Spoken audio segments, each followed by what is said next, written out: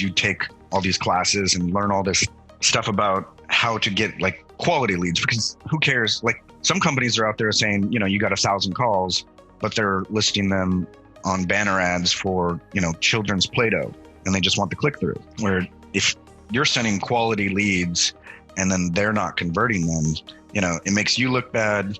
They get mad, and then it's just horrible. You're listening to the Legal Mastermind Podcast with your hosts, Ryan Klein and Chase Williams, the go-to podcast for learning from the experts in the legal community about effective ways to grow and manage your law firm. Today on the Legal Mastermind Podcast, I'm here with my co-host, Ryan Klein, and we have a very, very special guest today, Keith Newstrom, lead conversion expert. He's actually one of our really good friends. We've gone to a couple different conferences together, probably spent too much time at the blackjack table in Vegas with this guy, but he knows his stuff. He's worked in the past for Thomson Reuters for over 10 years, selling the directory listings and also selling leads. And now he works for intake conversion experts. So if you don't know Keith, he's somebody to know, even if you don't need intake right now. He's been in the industry. He's an open book, and I'm so excited to have him on the podcast today. Welcome to the Legal Mastermind, Keith. I appreciate the kind words, Chase. How are you guys doing? Very well. Good. Fantastic.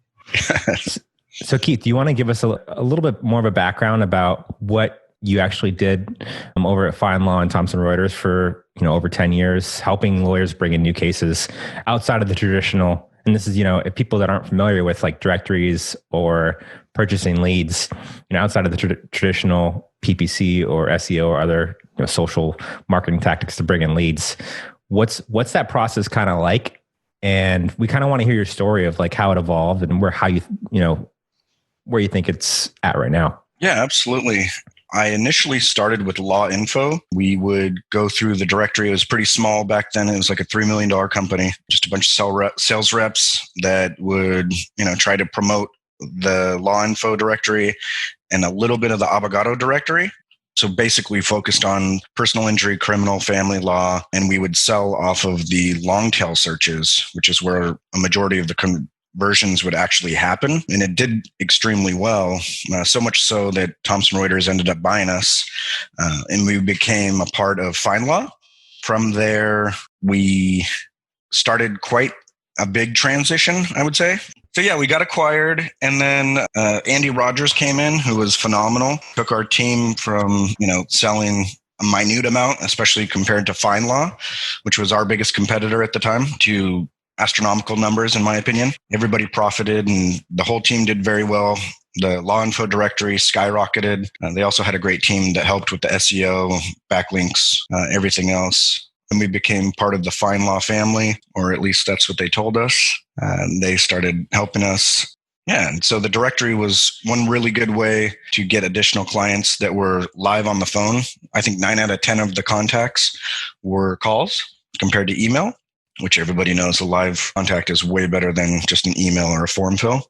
You just said was, not is. It still is. Yeah. Okay. I just wanted to clarify, Yeah. I'm just trying to think if there's anything better. No, it's still, somebody live on the phone is excellent. I'm just thinking of some of the other, like 3M. Now that I'm doing more mass torts and stuff, there's a lot of different ways to market people. Zantac commercials are wonderful. However, social media for Zantac is horrible right now. However, with 3M, we killed it. A lot of people are doing great with social media marketing on 3M, and commercials aren't the same. So it just really depends. But yes, a live person on the phone that meets your criteria is always the best. I just want to say, and this is going to be off topic already, but I'm glad I'm seeing you right now. I'm excited that you're on here. Yeah, I was so bummed out when you said you weren't going to come on with video and all this, and I'm glad that you did. So I also want to preface everyone listening that I spent quite a few years in-house, talked to, I guess, hundreds of salespeople from every single directory, every single agency, every single marketing vendor you can possibly think of. And, Keith is really the one that stood out. He's a genuine dude. And, he's one of the very, very few I became friends with, which is surprising because FindLaw salespeople are notorious for being very aggressive and not always forthcoming, I guess, with the results or what you'd expect to get from them if you engage with one of their products. So yeah, this is good conversation. It's a long time coming. So, we're talking about, buying leads and directories. There's a couple, I wouldn't say alternatives to pay. They're just included in the marketing mix when lawyers talk about, what they're paying for as opposed to organic when we talk about SEO.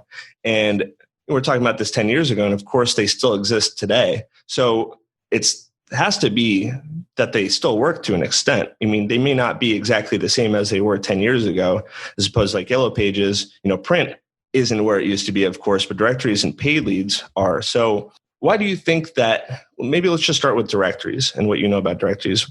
How are directories really still so relevant today, in some ways even more relevant, even though they've just been around for so long? I think definitely one of the biggest things is that FindLaw is so large. I remember when we were doing the lead generation, they told us that we had 16,000 different law firms working with us, and they acquired LawInfo because we had over 3 million pages of information, and they basically wanted to market that to start getting more leads and contacts, attracting the customers to the website. Obviously they click on the banner, submit their information, contact form, and then the lead or call is sent to the law firm. Obviously it's up to the law firm to convert the case, which they generally don't do the best job at, which is why I would refer a lot of people to ICE before I even started working with them, because they would call them once or call them back and then they would just give up, which is understandable. Attorneys are busy and they didn't generally do the best at hiring intake people. They're what we would call gatekeepers, were a little aggressive and short-tempered most of the time. And so they weren't empathetic. They didn't really care. And they were doing a bad job of selling themselves and the law firm to the potential clients that were injured or needed their assistance. You're saying maybe like one way to look at that too is that a lot of lawyers I know that we work with are like, directories don't really work. I mean, they exist for a reason. They obviously have good position organically, but the reason isn't so much maybe that it doesn't work, is that maybe the certain client that's coming through a directory is expecting a level of service that might be a little bit different from a website. They need someone to really follow through, be responsive, and be available to really contact them and take their consultation or arrange for an appointment. Yeah, 100%. I mean, that was definitely one thing that was nice, at least with the directory, is we had tracking to be able to say, okay, look, you had 100 calls. These ones were over 5 minutes. What happened here? And I was notorious for following up. At the end of every day, I would go through my clients and see their calls and see how many calls they had, how long they were. And I would shoot an email to my client and be like, hey, you had this call for 5 minutes, 46 seconds. At this time, generally we would get the caller ID name, and I would ask them, like, oh, that was from you. 95% of the time, at least, they didn't know where the calls were coming from because they're horrible at tracking all of their marketing. So I would follow up, and that was by far the biggest reason I was known for, renewal and retainment, is because I actually cared. Aside from just the directories and, somebody searches personal injury attorney San Diego and then LawInfo or FindLaw popping up, I would tell them all the other benefits, the free profiles you could get through lead counsel, the backlink benefits. I remember helping you and Baker and Zimmerman. I noticed the testimonials would have a link, and I was like, well, if you're happy, feel free and we can get you a backlink benefit. I don't know. I think it was more about helping people and then also being on their side as well as the company's side to grow. If you can help both, why not? So Keith, if you were starting a law firm today, how would you go about purchasing leads? Purchasing leads or marketing my business? Purchasing leads. So there's definitely a couple, I would say a small handful of people that, especially with the 10 years and then working in lead solutions with Thomson Reuters, and then even more so, I'd say ICE, seeing which companies are actually doing a really good job for the conversions compared to, just being able to sell leads in Atlanta. Doesn't really matter if you're buying 100 leads or 1,000 leads. If you're only converting 10, obviously you only want to buy 100 of them. So there's definitely a couple companies. There's actually one here in Temecula that I like a lot that has good conversions. I live in Temecula. And so I would recommend. Are you comfortable sharing some recommendations with our listeners? Yeah, absolutely. I mean, do you want me to literally go down a little list? Yeah. That's what the listeners want to know. They want to know about it. It really is. Leads. Yeah. Keith's got a little black book, literally. It's like, yeah. And I mean, in that book, obviously, there's a lot of good stuff. It's different for everybody. Some people want as many leads as possible at the lowest price, and then they send them to us to have them retained. Some people want very few, very high quality. So it's really all up to you. But, definitely depending on if it's mass tort, motor vehicle accident, whatever, there's a list of them. Yeah. Should we preface before you go through the list, because each one's going to be kind of different, because you have ones that are shared with 5 people. And then some lawyers enjoy doing that because they have a great intake process and they can convert them all. Then you have exclusive ones, but they might come in, via an email or some sort of form. And then you have the live call transfers that are also exclusive. So there's varying levels of how dedicated they are to you and how old they are. Of course, some are, instant, some could be within 24 hours. And then of course, you already mentioned, MVA and mass tort. A lot of the paid lead programs are kind of heavily focused on PI. And sometimes they don't even do criminal or family or bankruptcy. So correct. There's very few that I know that do, family, bankruptcy, criminal. Lead Solutions was one, but even, being the largest legal marketing company in the world, they couldn't do it because it's really tough. It's not like a contingency basis. And basically, people are spending a lot of money for $3,000 to $5,000 cases compared to hundreds of thousands of dollars or $20,000, $50,000. So a question about buying leads, and this has always been kind of an enigma for me, and you might have more insight. What's the deal with Los Angeles personal injury lawyers only exclusively wanting to purchase leads and hardly ever engaging in other forms of marketing, besides traditional billboards and radio and bus wraps and stuff like that? I don't know if you've ever heard of SEO, but it's pretty tough to do in LA. There's a lot of competition, but I think it's not impossible for sure.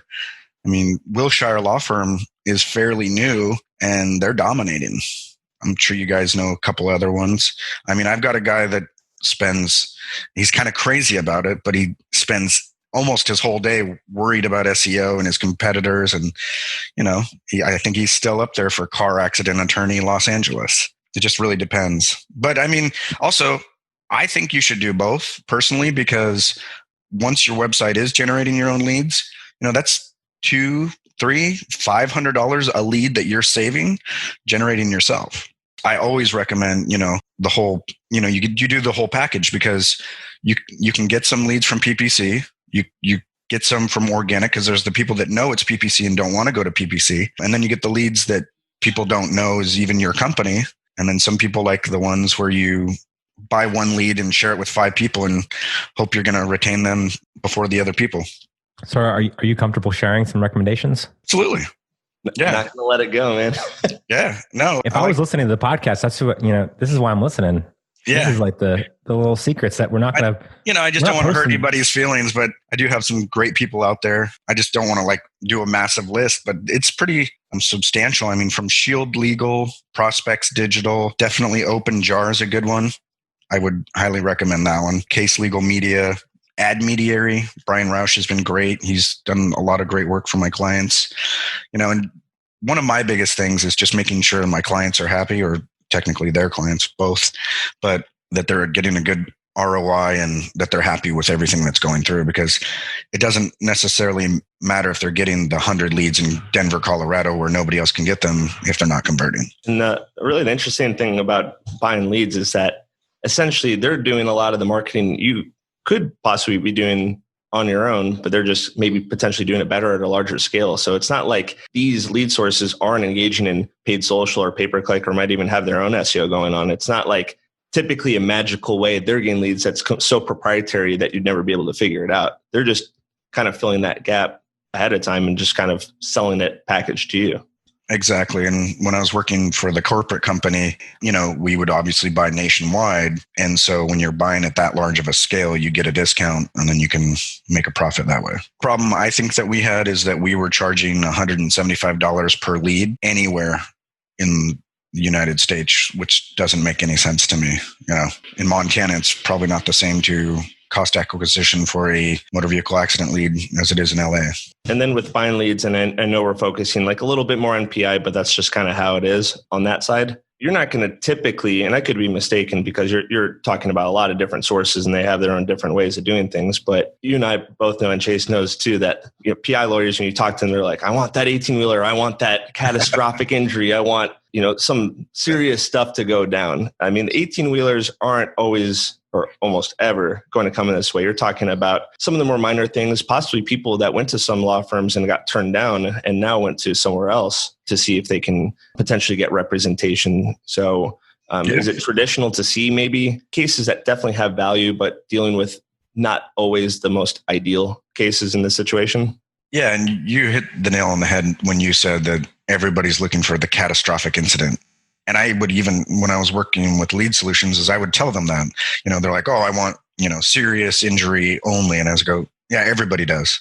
But you have to filter through and take the cases that you want. But yeah, I mean, one of our mutual clients that Richard Risk, actually signed up with him back when I was working with lead solutions. And, I told him the leads were good and he's going to make a return on investment. And, as long as he follows up, and I told him the best practices and how to help him, be successful. And so I'm having dinner one night and he gives me a call and I'm like, hey, Rich, what's going on? And he's like, hey, I just got my first lead. I just want to say thank you. And I was like, oh, great. How'd it go? A little hesitant because obviously it's the first lead and, 90% of the leads that you get either don't qualify or they don't answer or whatever.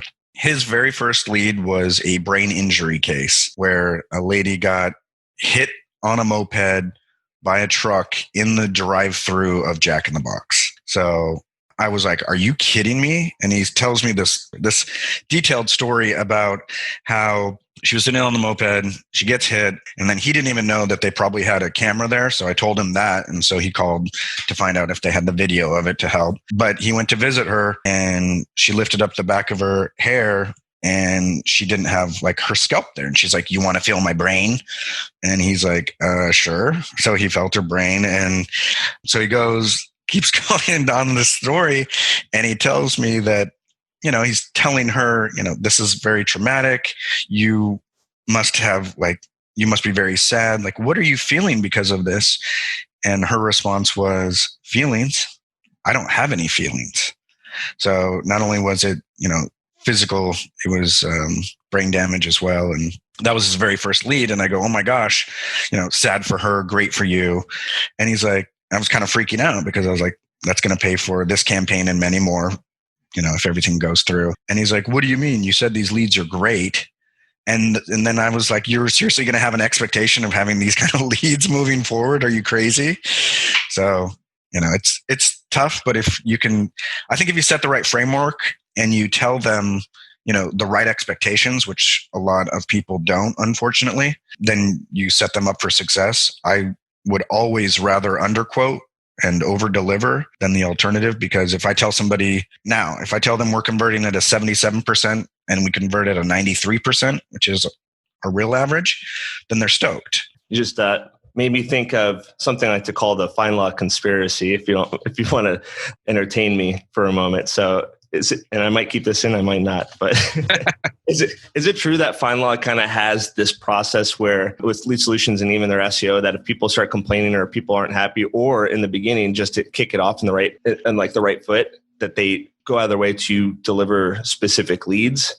Most definitely not. No. Have you heard about where I'm coming from though? Like if someone complains, they send them a couple leads, make them happy. I don't know on the website stuff. In fact, I did hear some of our leads were getting sent that we weren't using. They were hitting the floor is what we called it. So they would send them to some of the, I don't know if they were higher end clients or I don't know what they're called, but some people would get additional leads to help. But I know for sure that I'm aware of, that none of my clients ever got high quality leads, because everything was through an algorithm. And we'll say the company they acquired with Law Info at the time to create lead solutions was Wise Law. And they did a really good job initially. And then Thomson unfortunately put their spin on it. It's their base, and their model is a subscription base. As you know, it's 1 to 3 years. You get a discount if you do more years. But I don't think with lead generation, that's really that smart. They called it lead flow. So you're getting an even flow of 7 to 12 leads a month. And really, people should just be able to buy the leads. And when they go through, they do. And when they don't, but that's not how it worked.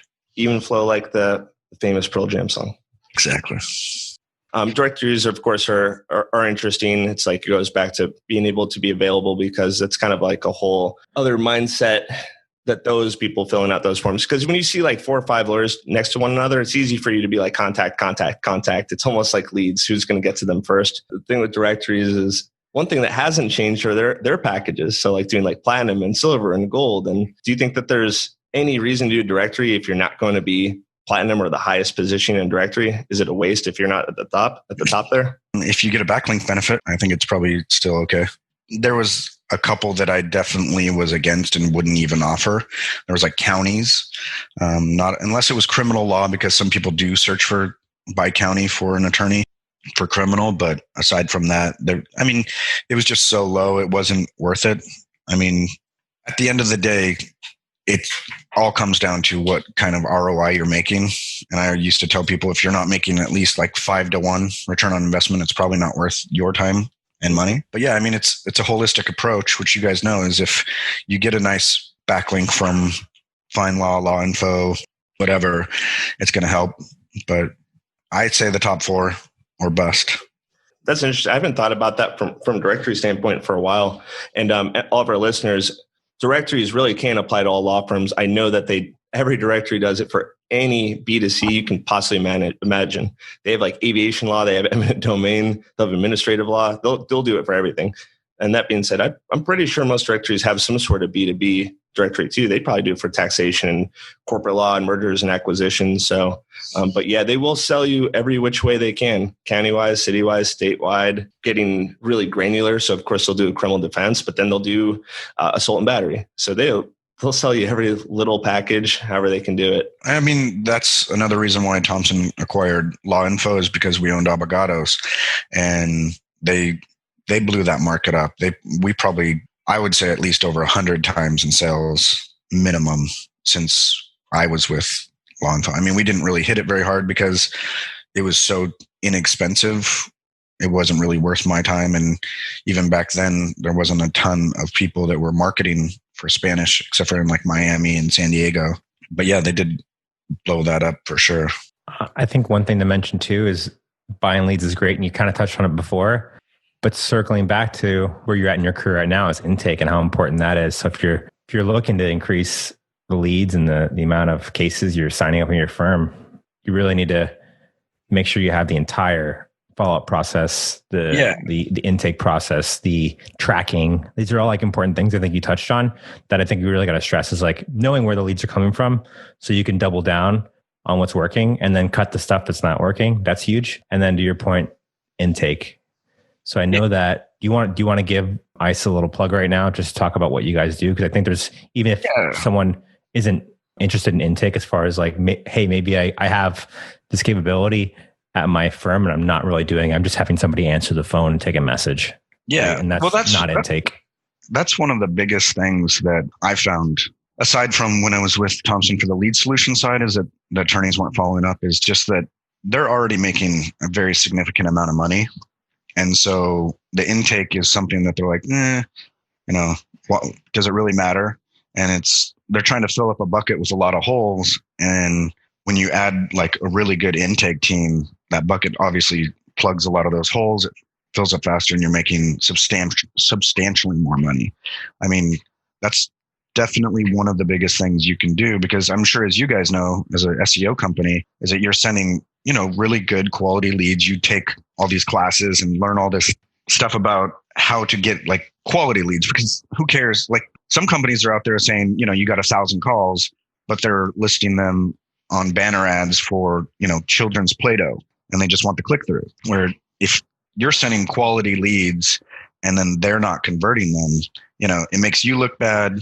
They get mad, and then it's just horrible. So Gary has always said, if you can plug those holes in the bucket to help, get a much greater return on investment for the marketing without really spending any money, then it's crazy that you don't. So, I mean, even if you don't use ICE for us as an intake service, if you have your own intake team, I'd recommend at least getting Gary's book, Complete Guide to Law Firm Intake, or even Gary will train people. But do something, because record your calls, go over them, and then see where there can be room for improvement. Because I've heard some that just blew me away. And I'm like, she thought that because it was raining that you guys wouldn't take this auto accident case, and it was a 6-figure case easily. And so I think, intake is one of, if not the most important parts of a business. I remember when I would call people, aside from when I was doing the sales for my last job, is I would call in and the secretary or legal assistant paralegal would answer, and it was like super terse. And she was rude, and I'm just trying to like get some help. And that's the last thing somebody wants, is because, if we're talking about injury, obviously, they're hurt.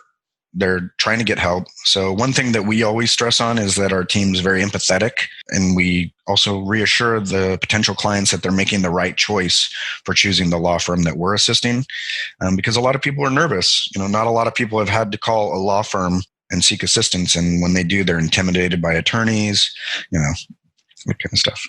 Just to confirm, the Gary you're referencing is Gary Falkowitz and not Gary V. Correct, Gary Falkowitz. Just making sure. Yeah. Gary, yeah. The more popular one, obviously. I think something that's really important, probably the most important piece right here, is I know I mentioned in the beginning, you're an open book.